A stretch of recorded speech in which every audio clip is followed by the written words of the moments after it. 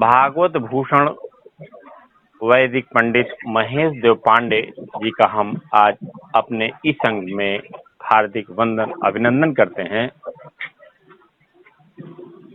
पंडित महेश देव पांडे जी से हम निवेदन करते हैं, आग्रह करते हैं कि बात प्रारंभ हो उससे पहले अपनी दीक्षा के संदर्भ में हमारे यूट्यूब दर्शकों को बता दें। क्या आपकी दीक्षा कहाँ से पूर्ण हुई? जी, सादर जय गुरुदेव जी। श्री राधे राधे जी। विश्वनाथ विजय सीताराम। हरि ओम श्रीमद्गुरु चरण कमलेभ्यो नमः। अखंड मंडलाकारं व्याप्तं येन चराचरं तत्पदं दर्शितं येन तस्मै श्री गुरवे नमः। ध्येयं सदा परिभवग्नमभीष्टदोहं तीर्थास्पदं शिवविरिञ्चिनुतं शरण्यं भृत्यार्तिहं प्रणतपालभवाब्धिपोतं वन्दे महापुरुष ते चरणारविन्दम्। वन्दे महापुरुष ते चरणारविन्दम्। वन्दे महापुरुष ते चरणारविन्दम्। परात्पर अखिलेश्वर जगत नियंता अखिल कोटि ब्रह्मांड अधिनायक, जिन्हें हम सदगुरु के रूप में, सदब्रह्म के रूप में ध्यान करते हैं, जिनका आकार अखंड है परंतु मंडलाकार है, वह गुरु व्याप्त है चराचर में। ऐसी गुरु परंपरा से हमारी शिक्षा प्राप्त हुई, जो महर्षि वेद विज्ञान विश्वविद्यापीठ प्रयाग है, जहाँ पे पावन प्रयाग की धरती में हमारी शिक्षा, वैदिक शिक्षा प्रारंभ में प्राप्त हुई। उसके पश्चात में शास्त्रीय आचार्य हमारी शिक्षा काशी धर्मपीठ से प्रारंभ हुई श्रीमान जी। और गुरु परंपरा से पढ़ने के नाते सतत कार्य, जैसी कि एक भागवत की परंपरा है, सनातन की परंपरा है, सृष्टि की परंपरा है, तदनुसार ही हमारी एक गुरु परंपरा है। गुरुकुल में अध्ययन होने के नाते अथवा काशी धर्मपीठ में अध्ययन होने के नाते धर्म से बचपन से ही जुड़ाव रहा है।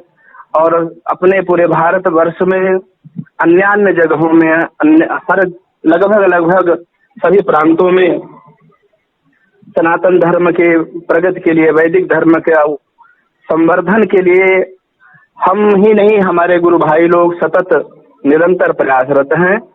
आप सभी को हमारा सादर अभिनंदन वंदन। जय गुरुदेव। हमारी शिक्षा वैदिक कुल से प्रारंभ हुई और काशी धर्मपीठ से हुई। जी आगे। जी गुरुदेव, अब हमको गुरु पूर्णिमा के महत्व के संदर्भ में विस्तार से बताएं। जी जी जी, बहुत बहुत उत्तम प्रश्न हुआ है। ऐसा प्रश्न तो आदिकाल में ऐसा सुनने को मिलता है कि एकदा नैमिषारण्य ऋषि सौनकादय, जैसे सौनकादिक ऋषि लोग जगत के कल्याण के लिए, संसार के मानव के कल्याण के लिए प्रश्न किया करते थे। इसी प्रकार से श्रीमान आदरणीय चतुर्वेदी जी, आपका प्रश्न है जगत के कल्याण के लिए इन्हें जितने सांसारिक लोग हैं, क्योंकि मानव धर्म तो यह सिखलाता है कि हम मनुवादी हैं। मनु और शत्रुपा से पूरे मानवों की सृष्टि प्रारंभ होती है। प्रारंभिक जब सृष्टि होती है और प्रथम गुरु तो माता ही होती है, द्वितीय गुरु पिता होते हैं। लेकिन जैसे ही जीव का जन्म होता है तो वो परीक्षित के रूप में जाना जाता है, उसे परीक्षित कहते हैं। परीक्षित का एक शाब्दिक अर्थ कहा जाए तो परीक्षित माने होता है इधर उधर चारों तरफ परीक्षण करना, देखना, परीक्षण करना, इसे परीक्षित कहते हैं। परीक्षित के बाद में माता पिता के द्वारा धीरे धीरे कुछ शिक्षित हो जाता है, लेकिन शिक्षित पूर्ण विकास नहीं होता है। एक कहावत है कि नान्हे गुण सयाने विद्या। जैसे ही कुछ अवस्था बढ़ती है, जैसे गुरुकुल में जाते हैं अथवा विद्यालय में किसी स्कूल में जाते हैं, तो वहां पे शिक्षा गुरु मिलते हैं। कहीं गुरुकुल में जाते हैं तो दीक्षा गुरु मिलते हैं, तो वो दीक्षित होता है व्यक्ति। हर व्यक्ति पहले परीक्षित होता है, दूसरे रूप में वो शिक्षित होता है। पूर्ण शिक्षा प्राप्त तब होती है जब गुरु आचार्य टीचर के माध्यम में सानिध्य में जाता है, तो वो शिक्षित होता है। शिक्षित का यहाँ पे अर्थ हम यह समझें कि जैसे कि गुरु पूर्णिमा के विषय में सबसे पहले प्रश्न हुआ, तो बड़े अच्छे प्रश्न हैं। गुरु पूर्णिमा का महत्व विषय में हम लोग समझें, पूर्णिमा क्या है? पूर्ण तिथियां ही पूर्णिमा है, और प्रत्येक महीने में पूर्णिमा तिथि हुआ करती है। कभी जैसे शरद पूर्णिमा होती है, और आषाढ़ के महीने की जो शुक्ल पक्ष की अंतिम तिथि होती है, विश्राम तिथि होती है महीने की, उस तिथि को गुरु पूर्णिमा कहा जाता है। अब की बार संयोग से गुरु पूर्णिमा का महापर्व जो पड़ रहा है, वह दिनांक 5 जुलाई दिन रविवार को प्रारंभ है। इसमें बहुत ही महत्व बतलाया गया है, क्योंकि यह गुरु की परंपरा में सर्वोत्तम पूर्णिमा है। गुरु जैसा कि अभी कल के दिन में हरिशयनी एकादशी, देवशयनी एकादशी का पर्व अभी अभी बीता है। हरिशयनी एकादशी के पर्व में देवता हमारे आदि नारायण भगवान विष्णु जो है शयन की स्थिति में चले जाते हैं। ऐसी स्थिति में महात्मा लोग, गुरुजन लोग, जो सत्पुरुष लोग हैं, वो साधना में लग जाया करते हैं। तो हम ऐसे अवसर पे यह जो पूर्णिमा होती है, तो गुरु की महिमा समझते हुए गुरु पूर्णिमा का पर्व मनाया करते हैं। अब की बात तो कुछ ऐसा संयोग बना है, कुछ ऐसा ग्रहों का उपग्रह चल रहा है, जिसके चलते हर आश्रमों में एकत्रित लोग, जन समुदाय तो नहीं हो पाएंगे, शिष्य वर्ग नहीं हो पाएंगे, लेकिन ऐसी मान्यता है जो जहाँ है वहीं से अपने गुरु का स्मरण करें। हर कोई के जीवन में गुरु तो है ही। जैसे कि हमने पहले निवेदन किया कि पहली गुरु तो माता होती है, दूसरे गुरु पिता होते हैं, तीसरे गुरु आचार्य होते हैं। तो आचार्य भी गुरु ही है हमारे लिए। तो गुरु के प्रति हमारा आदर हो जाए तो गुरु की अनायास कृपा हो जाती है, और वैसी कृपा होती है कि शायद माता पिता की जो कृपा न हो पाए, उससे बढ़कर के कृपा गुरु की हो जाती है। जी जी, जय गुरुदेव।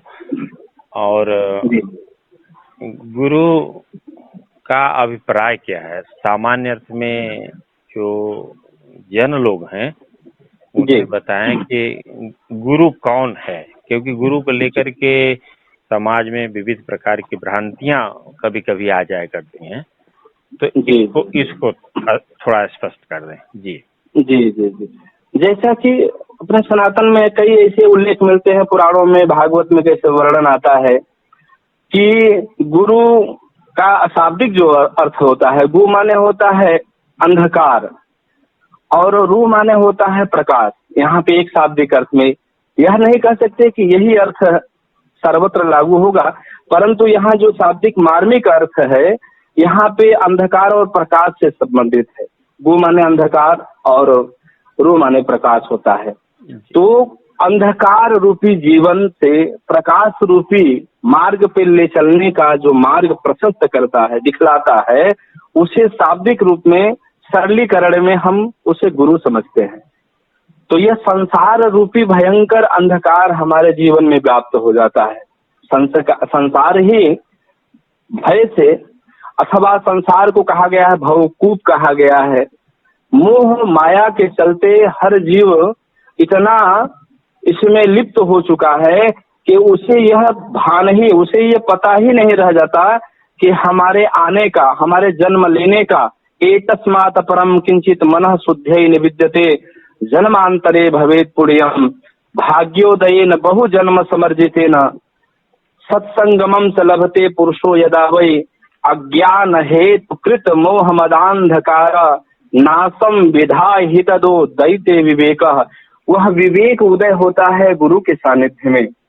और विवेक का यहाँ शाब्दिक अर्थ है कि किम कर्म किम कर्मेति, हमको वास्तव में करना क्या चाहिए, हमारा जन्म किस लिए हुआ है, जन्म लेने के बाद में हमको किस मार्ग पे चलना चाहिए, इसका ठीक से ज्ञान गुरु ही कराता है। इसलिए गु माने अंधकार और रू माने प्रकाश, ऐसे अंधकार से प्रकाश के तरफ ले जाने वाले को गुरु कहते हैं। एक तो अर्थ में यह हुआ, और 24 गुरु बतलाए गए हैं भागवत में, तो 24 गुरु हैं। जी जी बताएं। जी जी, 24 गुरुओं की कथा ऐसे आती है, वैसे जिससे एक गुरु दो प्रकार के कहे गए हैं, एक शिक्षा गुरु और दूसरे दीक्षा गुरु। तो शिक्षा गुरु जहाँ से हमें ज्ञान प्राप्त हो जाए, जिससे जिस वर्ग, कोई वर्ण भेद नहीं है, कोई वर्ग भेद नहीं है, स्त्री वर्ग, पुरुष वर्ग, ब्राह्मण वर्ग, क्षत्रिय वर्ग, इसमें भेद नहीं रह जाता है, गुरु के प्रति वही आदर हो जाता है। तो वहां से जहां से हमके जिसके द्वारा शिक्षा प्राप्त होती है उसे हम गुरु मान लेते हैं। वो 24 प्रकार के गुरु दत्तात्रेय जी जो भगवान के ही अवतार माने गए हैं, और महाराज अत्रि के अनसुईया के यहाँ पे जिनका प्राकट्य हुआ, ऐसे दत्तात्रेय जी ने 24 गुरु को बनाया है, जिनके विषय में हम थोड़ा 2 मिनट का समय आपका लेते हुए 24 गुरुओं का आख्यान करेंगे। निश्चित समय जी बताएं। जी